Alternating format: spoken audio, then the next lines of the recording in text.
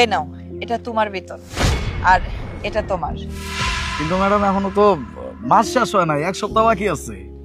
আমি জানি, আসলে আমি একটু দেশের বাইরে যাব, এই একটা সপ্তাহ থাকবো না, এই কারণে তোমাদের বেতনটা আমি আগেই দিয়ে গেলাম। বুঝতে পারছি। তাহলে ম্যাডাম যাইবেন কখন? এই তো আজকে রাত 8টার ফ্লাইটে যাব। আর শুনো, আজকে তোমাদের কার কাজ করতে হবে না, তোমরা আজকে বাসায় চলে যাও।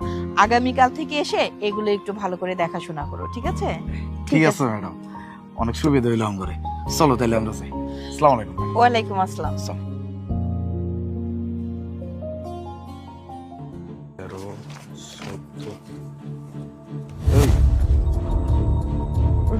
তোমারটা একটু গুইনা দাও তো, কয় টাকা আছে?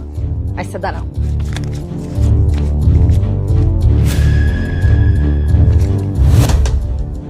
বারো হাজার এলো কেমনে? আমার বেতন তো 7,000। ম্যাডাম যে 12,000 টাকা দিয়ে দিল।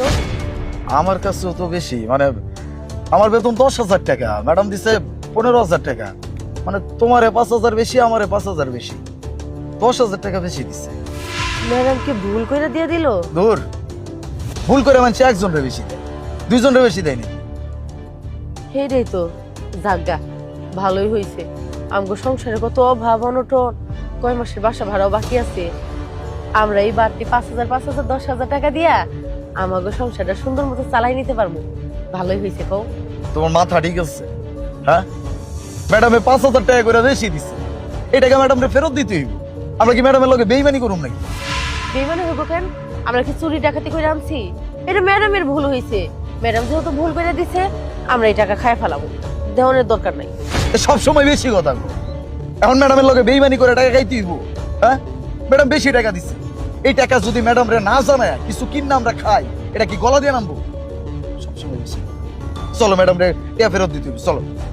সত্যি যাবা? আবার কয় সত্যি জায়গা, চলো তো চলো।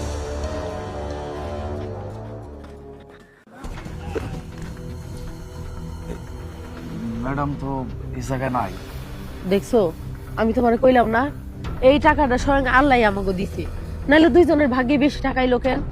এক কাজ করি, টাকাগুলো আমরা রাইখা দিই, আমাকে সংসারে কামে লাগবো। তুমি খালি খালি বেশি কথা বলো। বারবার কইছি যে কারো লগে বেইমানি করতে না। ম্যাডামের কাছে এতদিন যাবত কাম করি, ম্যাডামের লগে বেইমানি করো?